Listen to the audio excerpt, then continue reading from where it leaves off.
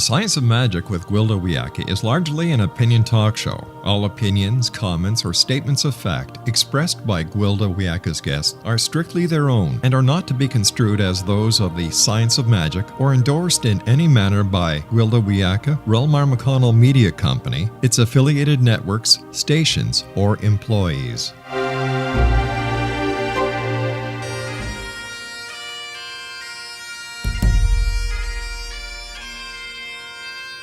Welcome to the Science of Magic with Gwilda Wiyaka, a program dedicated to uncovering the unified nature of reality and humanity's ever-evolving place as truly galactic beings.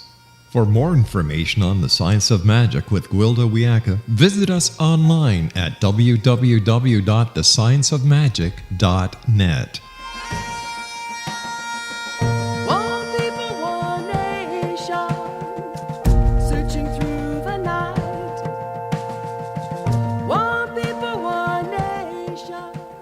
Welcome to the Science of Magic, a place where science and magic come together to transform fact into evolving truth. We're proudly coming to you through the ever-expanding X-Zone Broadcast Network, xzbn.net, and can also be found on our website, thescienceofmagic.net. I'm your host, Gwilda Wiyaka. This hour we'll be exploring collision course. Wonkin Tonkin, the spirit that moves through all things, is the glue that binds all life together. From Great Spirit, all things come and return. When we fall out of balance, we only have to return to Wonkin Tonkin, and all things can be mended, my first shamanic teacher shared, trying to explain the spiritual aspect of shamanic healing. What do you mean? You have to die to heal? I inquired. At the ripe old age of 22, I was having a fair amount of trouble wrapping my mind around the concept. No, you need to return to source. All truth is found in the invisible. Great mystery holds true design. Things become sick when the design becomes distorted by our thoughts, words, and beliefs. Over the years I studied with him, he emphasized the importance of knowing ourselves, watching our thoughts, and being careful in the use of our words to ensure they were in alignment with the spirit that moves through all things. He taught me to use the shamanic trance, ritual, song, rhythm, herbs, and the elements to restore things to the balance of Wonkin Tonkin. Though I didn't understand how it worked, I saw the profound and consistent healing that resulted from the shamanic practice. After 40 years immersing myself in the study of innumerable shamanic traditions, many of them between 40 and 60,000 years old, I think I'm finally starting to understand. Yet my comprehension didn't come from any of the shamanic practices, but from an entire entry-level quantum physics class, where I found the scientific rendition of great mystery.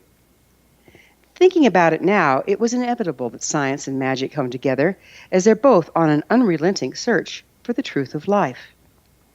I came to understand that shamanism is an organized set of rituals designed to help the practitioner focus their natural ability to manage matter at the quantum level. Through this management, the shaman can correct the discrepancy between original design and what is manifested as a result of our distorted thoughts, words, and beliefs. Every one of us is interacting with the frequencies flowing from source, manifesting our conscious and unconsciousness into reality. This is why my old teacher was so mindful in all his thoughts, words, and deeds. Shaman are frequency masters. It's been their responsibility to correct frequency distortions causing divergence from original design. These distortions create imbalances and illness in person, place, thing, and in systems. We've almost eradicated shamanism from the planet, leaving no one to maintain equilibrium.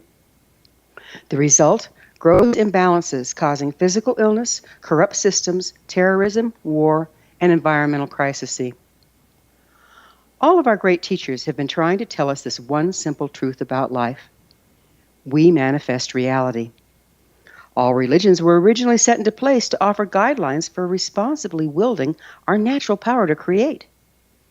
Over the years, magic, shamanism, religion, and yes, even science have become short-sighted, dogmatic, and polarized against each other.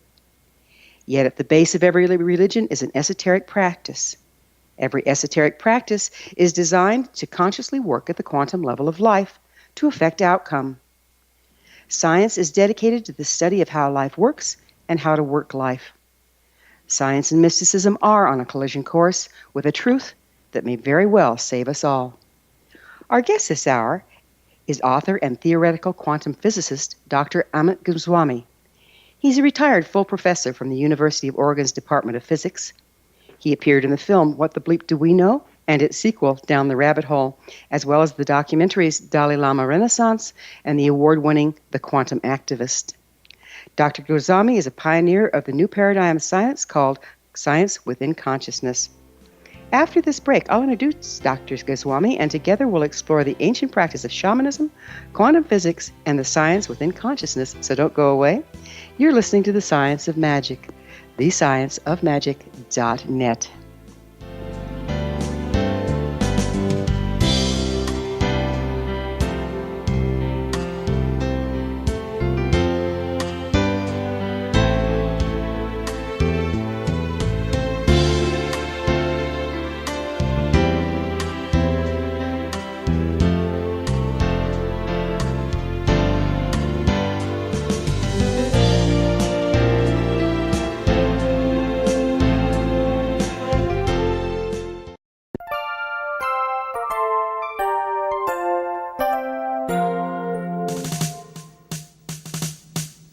Though the world seems in turmoil around us, let's not lose our way.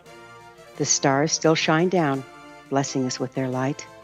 The sun rises every morning, chasing away the cold and darkness. There are good people of service in this world. We have much to be grateful for as we're wrapped in the arms of all of God's creation. This is Gwilda Wiyaka, host of the Science of Magic Radio, wishing you and yours a very Merry Christmas. I hope your holiday is filled with comfort and joy as you're surrounded by those you love. I'd like to thank all of you for being our loyal listeners on the X-Zone Broadcast Network and for joining us on this grand adventure called life. As the New Year's dawns, let us all stand in truth as we embrace peace.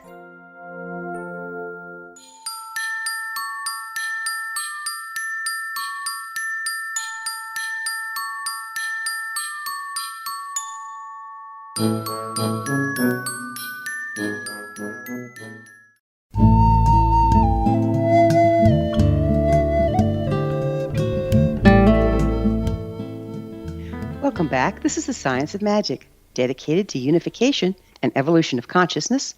I'm your host, Gwilda Wiyaka. Our guest this hour is theoretical quantum physicist Dr. Amit Goswami. He's a pioneer of science within consciousness and the author of innumerable books, including his latest, Quantum Economics, Unleashing the Power of an Economics of Consciousness. In his private life, Dr. Goswami is a practitioner of spirituality and transformation. He calls himself a quantum activist. His website is amitgoswami.org. That's amitgoswami.org. Dr. Goswami, thank you for joining us on The Science of Magic. My pleasure. I have to tell you that the movie, Down the Rabbit Hole and What the Bleep Did We Know, I actually had people, it was required watching in my school of shamanism because it really opened things up in such a lovely way. So I just really enjoyed those movies. I'm glad you said that way. And actually, I was equally impressed that you use, without hesitation, quantum physics as the basis of giving the theoretical foundation of shamanism. I really like that. It's fun when it comes together at some point, isn't it? So what is the science of consciousness? Well, when we see through the lens of quantum physics, every object is a possibility. Even material objects which appears to us as solid, they really are not solid like we think they are. They are not out there, outside of our consciousness. That's an illusion. How is the illusion created is what quantum physics helps us penetrate. So it begins with possibility, and then consciousness chooses out of this possibilities the actual event that we experience. In the process, consciousness, which is really a oneness, it becomes divided into a subject identified with our brain, looking at an object, which is the world. Now, so if we look at this way, then immediately shamanism starts making sense, because someone starts saying that, well, we will have to go back to the source. Well, what is the source? Consciousness as the ground of being. which holds all the possibilities. We have to go back to that original possibilities the way they were, not the possibilities that we modify and get conditioned with and then misuse and, all kinds of things that gives us trouble. So, that's the basis. It's wonderful. Yeah, it is wonderful. So it's let me see if I can understand what you're saying here. Because of our consciousness, we take the raw material at the quantum level and interpret it in creating our reality. But if our reality gets too far away from the natural design, that's when we start having difficulty and have to go back to source? Right. The natural design is very clear in the Chinese way of looking at it. Which is yin and yang. Yang is the creative aspect and yin is the conditioned aspect. So conditioned aspect by nature is very necessary, of course. It's necessary price we pay for manifestation. Manifestation gives us conditioning. We cannot help it. But the idea of yin and yang, and remembering it in the Taoist philosophy, is precisely that yin has to be balanced with yang, the creative aspect. And this is what we forget. So it's okay to be conditioned and have habits, but it's also imperative that we be active in feelings and be creative about it every now and then so that that balance is maintained.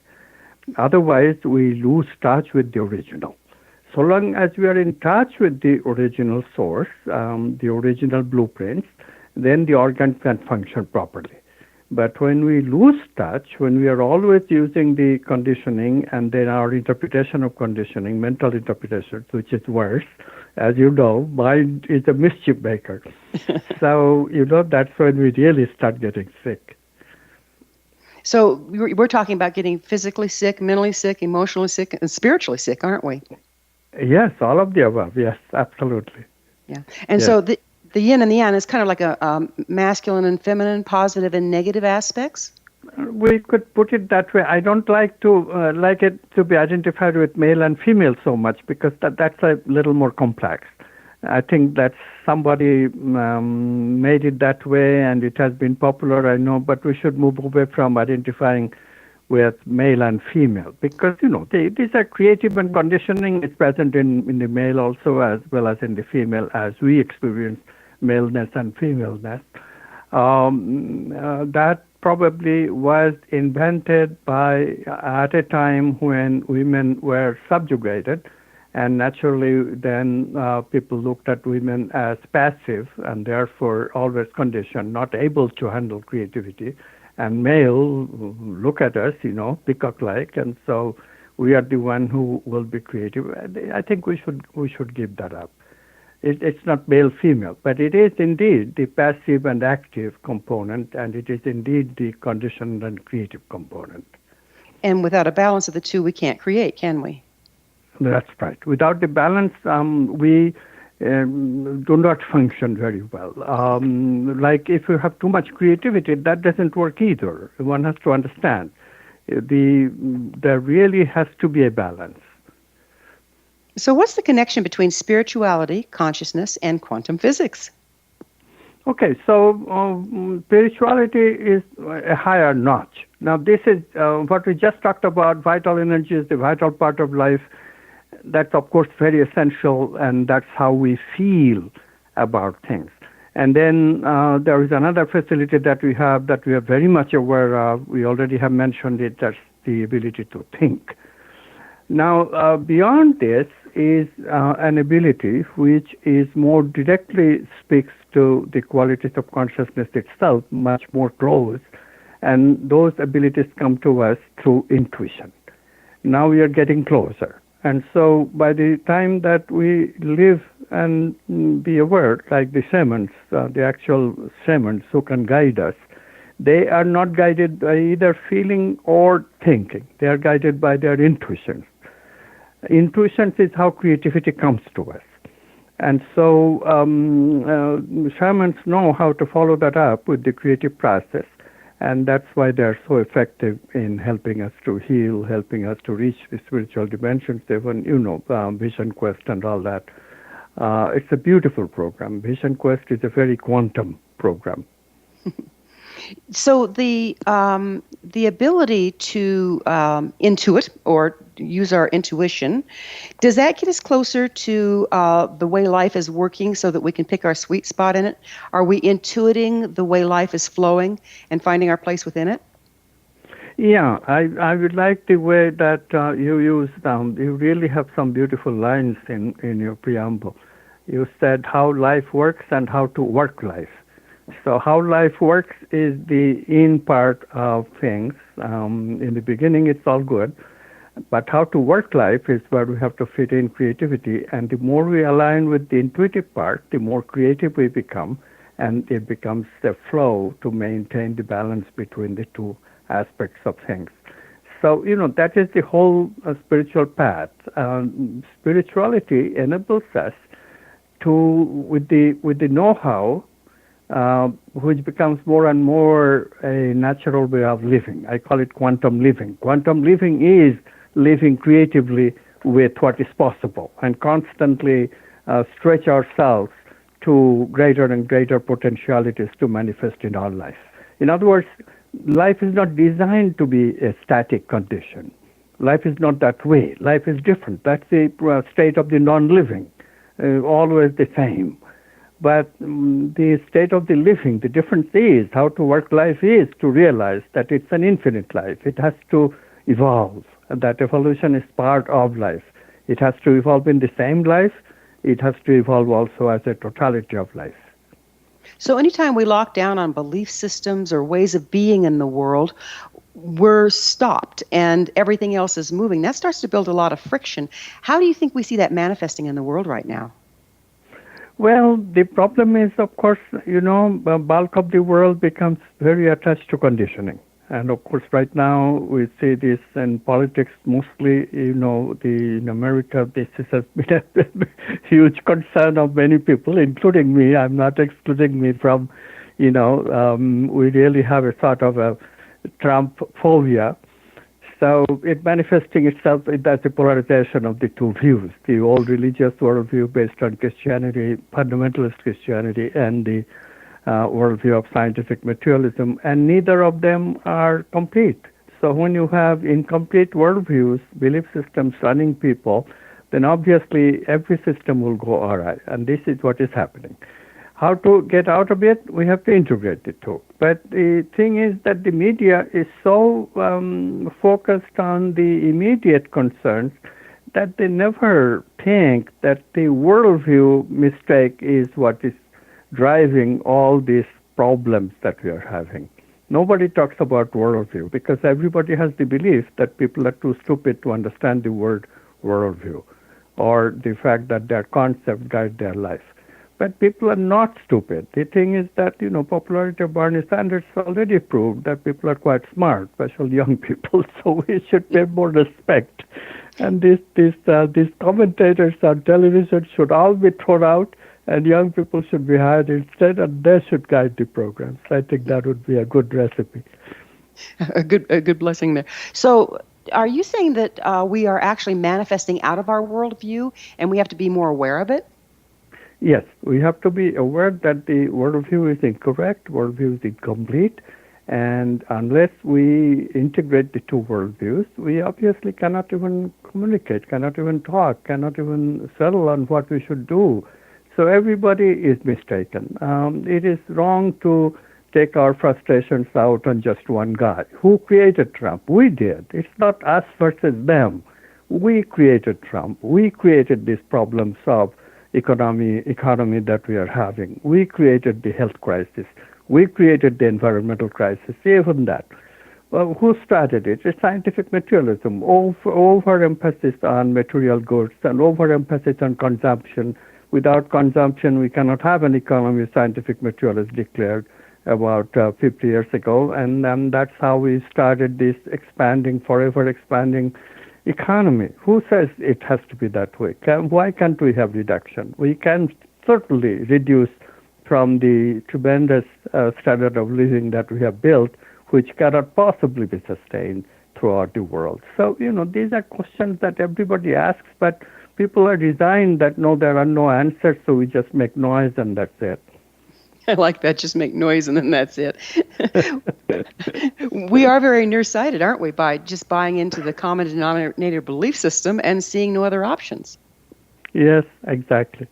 Exactly. So the shamanic wisdom needs to be heard because shamans already, so many millennia ago, pointed out repeatedly, again and again, at every age, that look, we have to have creative attitude of constant change because life is in flux. It never is a system that is static, that is homeostatic. It just doesn't work that way. Mm-hmm. We're going to have to take a commercial break here. Dr. Goswami and I will return to our discussion after this short break. We're coming to you through the land of leading-edge paranormal broadcasting, the X Zone Broadcast Network. Hey, don't miss the other fine shows and hosts on the xzbn.net. You're listening to The Science of Magic, thescienceofmagic.net. I'm Gwilda Wiyaka. We will be back, so don't you go away.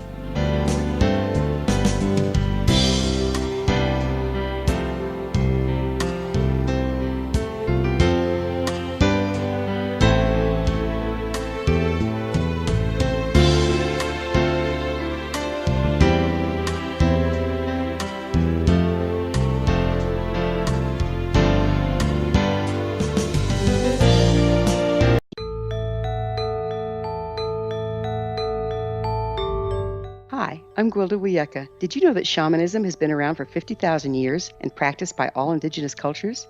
These ancients understood there's more to healing and health than just the physical.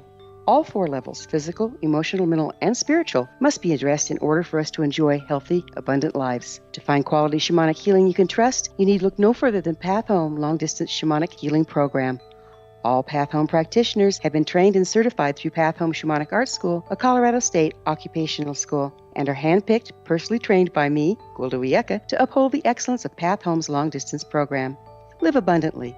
Schedule a shamanic session with me or one of my quality practitioners today. Call 303-775-3431 or visit findyourpathhome.com.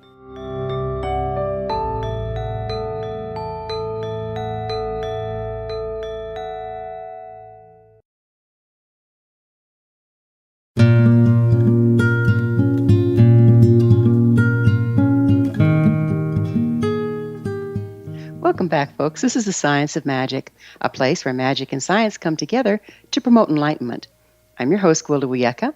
Our guest this hour is theoretical quantum physicist Dr. Amit Goswami. He's the author of Quantum Economics, Unleashing the Power of an Economics of Consciousness. Dr. Goswami, the mainstream viewpoint seems to see science and spirituality as diametrically opposed. Can they be integrated, and if so, how are we going to do that?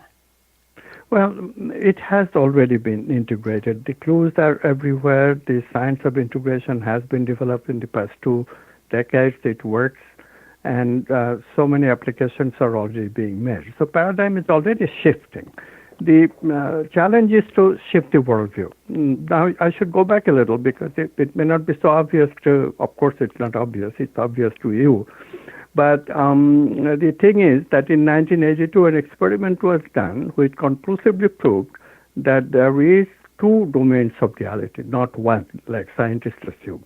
If you have one domain of reality, then scientific materialism would have made complete sense. And basically, the idea of spirit, etc., would be ad hoc, like in holism. That sounds good philosophically, but it really is ultimately not very attractive because it's just false. So quantum physics clearly establishes, in theory, proposed in 1935 by no other than Einstein, how to check it. Of course, he didn't believe it himself, but in 1982, Alain Aspect in France verified that, yes, there are indeed 2 domains of reality. But the second domain is absolutely fascinating because here communication is instantaneous, does not require any signal. What does it mean?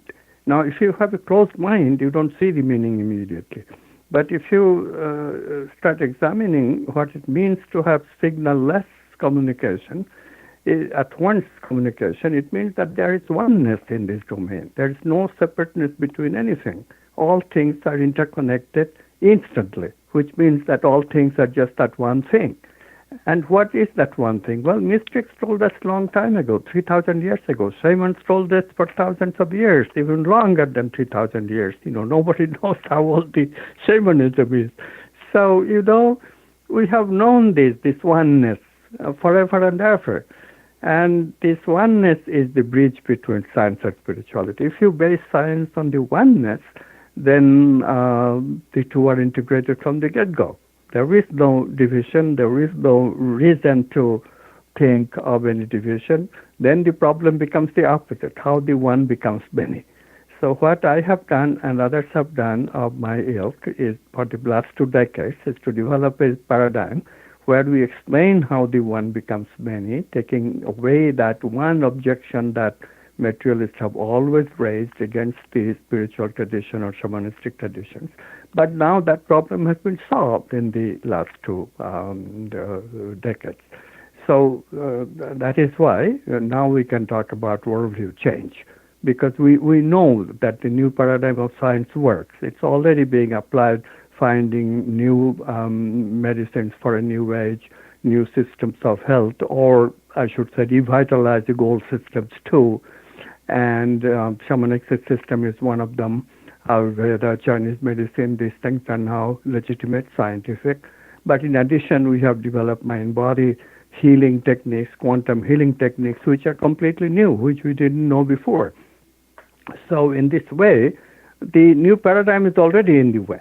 So what we need, scientists need, is your help to publicize it and bring it to focus for common people to recognize that, look, the paradigm shift is taking place in science. Take notice, because, of course, still the old paradigm scientists by far outnumber the new paradigm scientists. The ratio is something ludicrous, like 95% probably still the old paradigm scientists and only 5% worldwide of the new paradigm scientists. So you really have to look into internet very carefully, type in words like consciousness, then only you get in touch with us. Or you listen to shows like this, and then you get in touch with us, because this show obviously invites many quantum scientists to talk about the new paradigm. Yeah, it's just fascinating, is it? And we're kind of talking about the observer effect here, aren't we? It's like the old style. Yeah, the old style of science bases everything upon scientific experimentation, and yet it's been proven that the observer has their opinions or their beliefs or their intention or expectation has an effect on outcome. That's because we are not separated from what we're doing. Is that correct? That is basically correct, but it goes even further. The observer is an essential aspect of how manifestation arises in the first place. Quantum possibilities would remain forever quantum possibilities if we did not have this idea of observer. It's a circular idea because, idea is actually problematic idea, because observer itself, of course, is possibility according to quantum physics. So to figure that out, that out of that circularity, we need observer to manifest the possibilities into actuality. But observer itself is not actual until the manifestation's taken place. That circularity gives us the idea that there must be circularities like that in our brain or in a living cell. I call it tangled hierarchy. And this circularity is what generates the capacity of consciousness identifying with these special vehicles, and those special vehicles then become alive for the living cell and conscious for the brain. And that's how we experience the world as separate from ourselves. But this concept have to wait till we had the very experimental verification that quantum physics is leading us to the right direction. Because before that experiment, literally, I struggled and could not find any way of understanding quantum physics, struggle. And then this experiment gave us faith in what quantum physics is saying. Then only within 3 years of that experiment, insight came to me and the new science was born. That's fantastic. Do you see us as creating our reality through our natural interaction at the quantum level? Would you speak to this creative potential? Yeah, we continue to apply the creative potential and continue to manifest the creative potential within us, following the creative process, following up the intuitions that are constantly coming to us. The intuitions is our connection to that deep source in shamanism. Intuition, if we follow up intuition, we cannot miss the way our life is intended to be. So by following our intuition, we're following the natural order? We are following the natural order. Intuitions are the highest level of experience that human beings can have. I don't know the future, if there will be higher beings than human beings, but the human being, if we listen to our intuitions, we follow the natural order. That is the challenge. People who don't know, this is where scientific materialism is really leading us astray, because they say all the things that come to us through intuition are not really talking us about great truth, but instead truth is relative. Truth comes about because of sociological forces. So, that relativity of truth is what got us Fox News and now Donald Trump. We have to recognize that truth has to be absolute in order for science to make sense, in order for living to make sense, in order for creativity to make sense.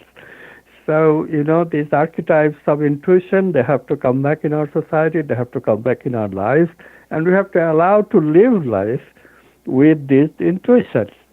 Initially it seems a little bit strange because we don't know what things are, like what is love? How do I live it?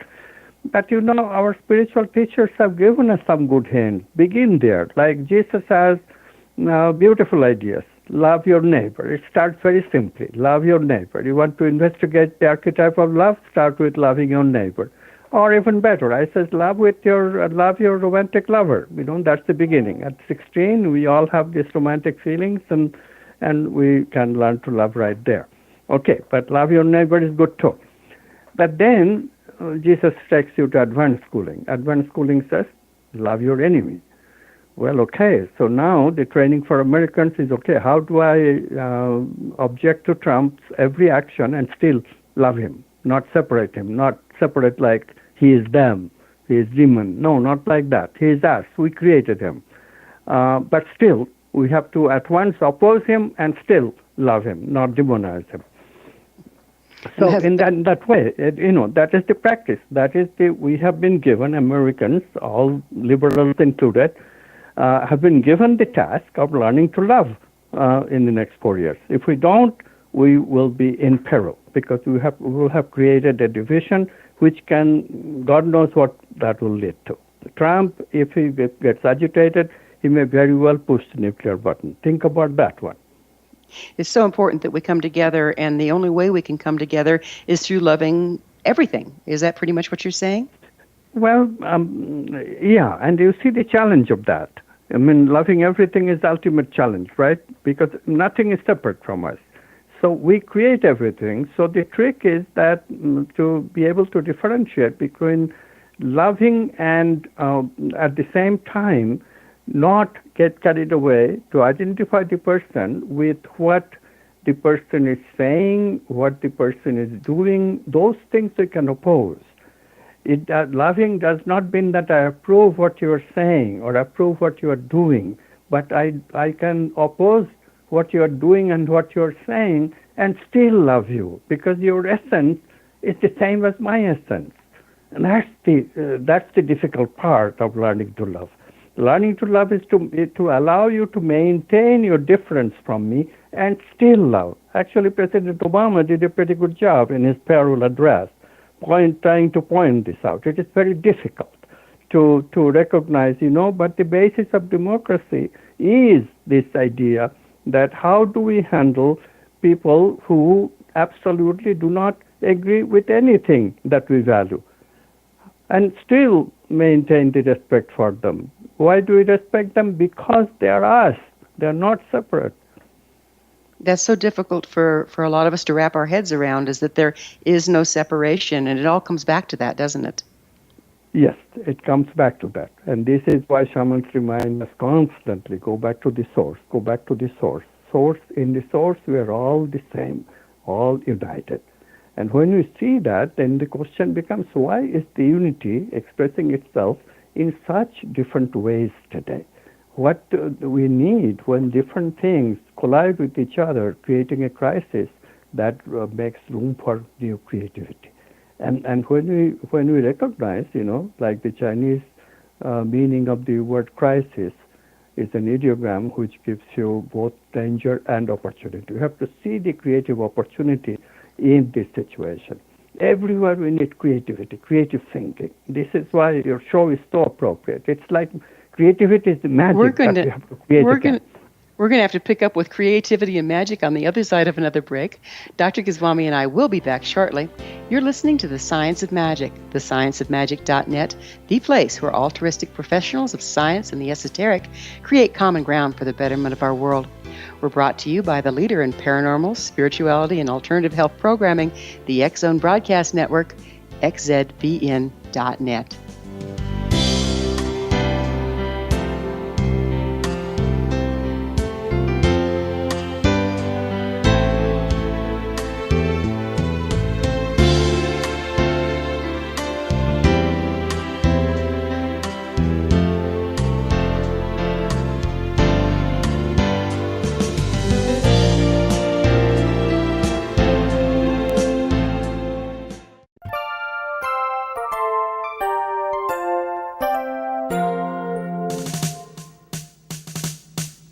Though the world seems in turmoil around us, let's not lose our way.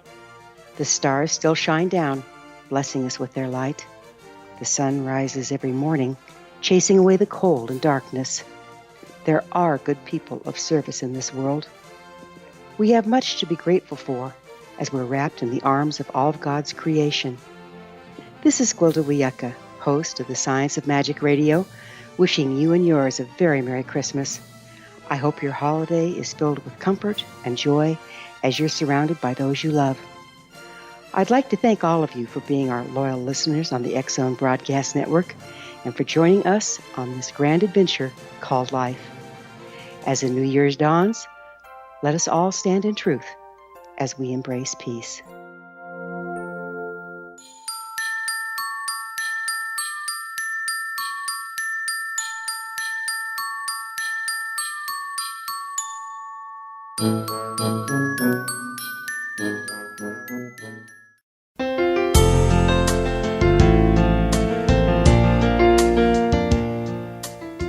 Welcome back. This is The Science of Magic, bringing together gifted people of service to the world. I'm your host, Gwilda Wiyaka. Our guest this hour is theoretical quantum physicist Dr. Amit Goswami, the author of Quantum Economics, Unleashing the Power of an Economic Consciousness. Dr. Goswami, would you explain your latest book, The Quantum Economics? You speak of creating a new paradigm in economics and business for the 21st century. Would you describe your vision in that? Well, the vision is really quite simple. The consciousness-guided science demands it. The idea of Adam Smith was developed in the 18th century when materialist science was just developing in terms of technology applications, industry, that kind of thing. Technology came a little bit later.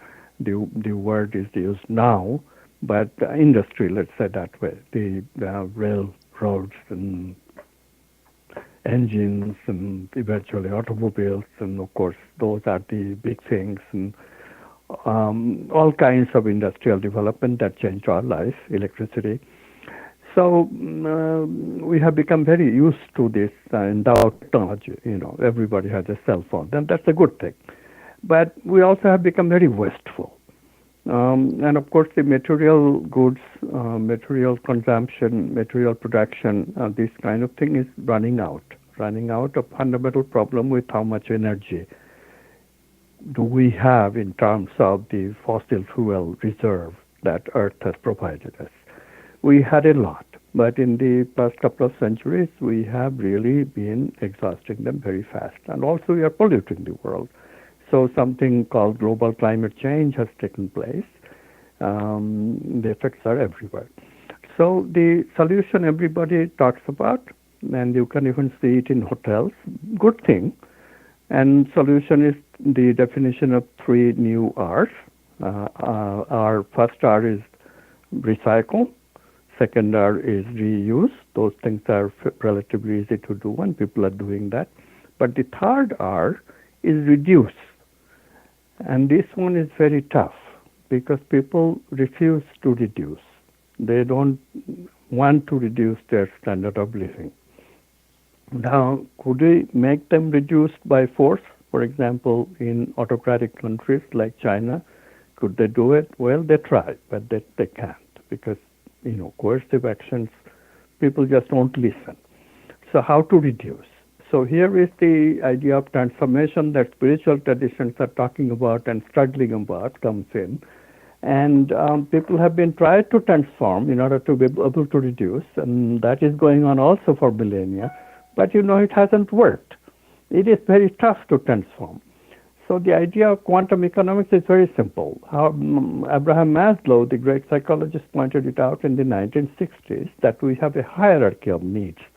We not only need the material, we also need higher experiences. We need experiences of feelings, especially positive feelings.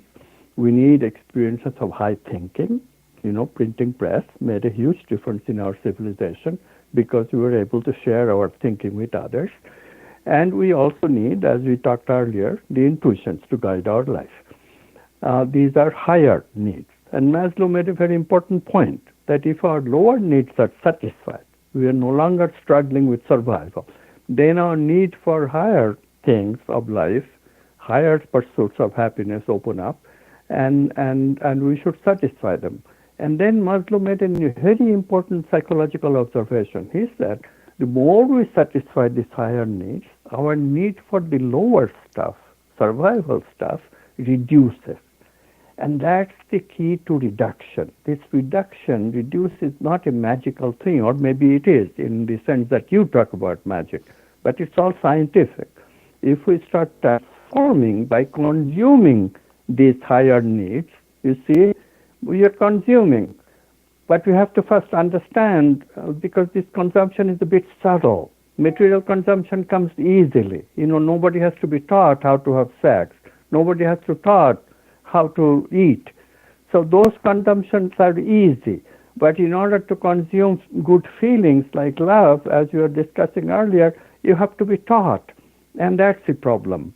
But if we initially start making them as available in the economic market, in the market arena, then that problem is solved. Suppose I don't have to be taught how to love, but I find somebody like Jesus in the neighborhood, and so whenever I need some love, I just go and live in his proximity for a while, an hour or two, for which I pay him. We can pay him, and that supports his lifestyle. So he can go on and loving, and that's all he does. He just loves people. Then that way, both are being served. He's the producer, and me is the consumer. I buy love from him. But guess what? If I continue to buy love from a man like Jesus, then I start thinking, why can't I be like him? And I start working on it. And that method, of course, is also subtle techniques. We go to shamans, we go to spiritual teachers, and we say, teach me love.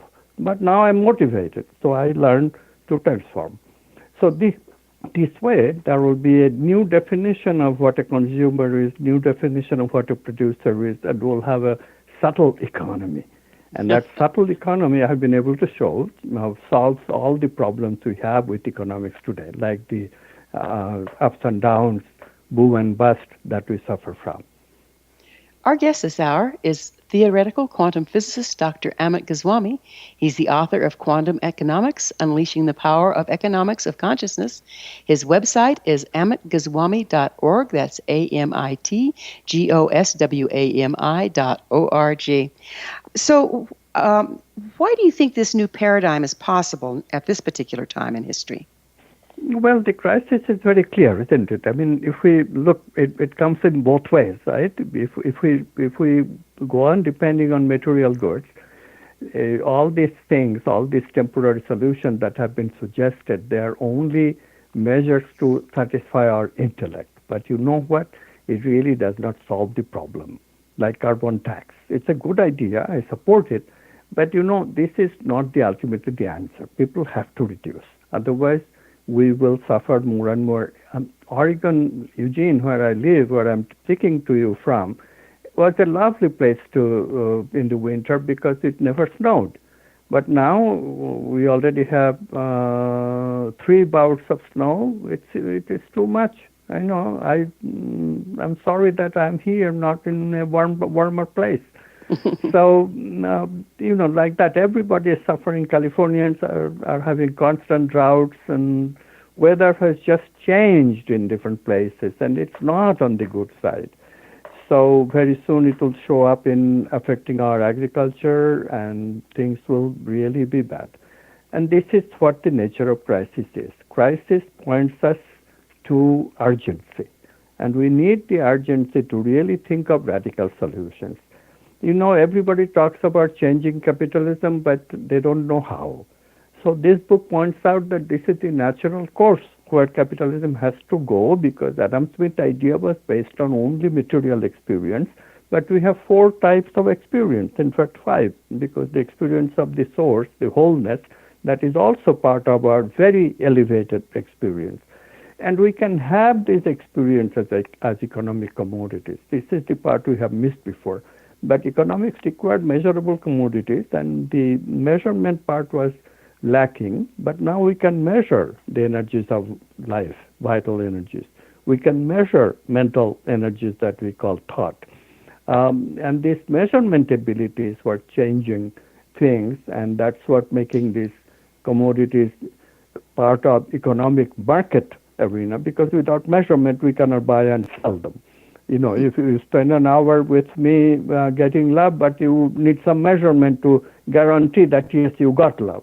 So before you come to me, I measure your love in your heart, and then after you leave, I measure you again, and you see that, yes, your love is now better in your heart chakra.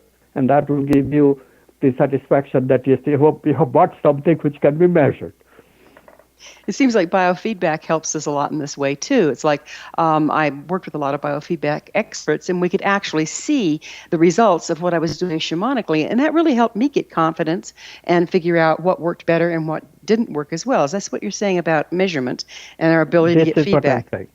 Yeah. And this is what I'm saying, and my hope is, there are already machines which measures aura. My hope is that with the help of the technology, just refining the technology a little bit more, we can probably show on a monitor as the person is spending the time meditating that hour with the realized person, happy person, loving person. He can check the monitor and intend for the monitor also to show what is going on. And indeed, the monitor will continue to show that, yes, love is going up in the heart chakra, the aura is changing, and that would be help propound this idea better. So the technology will work much better if we built in biofeedback. Of course, it's already working that way, because what we do is the shaman or the healer works on a person, and then the person goes back home and continues to work, self-healing, placebo, whatever you want to call it, and then comes back and gets another dose. And this is sort of a biofeedback. But this is a biofeedback without taking help of a machine. Time flies and we're out of it, but this is certainly the place where science and magic comes together. Thank you for being with us. Our guest this hour has been theoretical quantum physicist Dr. Amit Goswami. His website is amitgoswami.org. This has been The Science of Magic. Remember, you can always listen to past thought-provoking episodes on our website, thescienceofmagic.net. Until next time, dear ones, may you be blessed with knowledge and comforted with love as you engage quantum thinking to transform your world.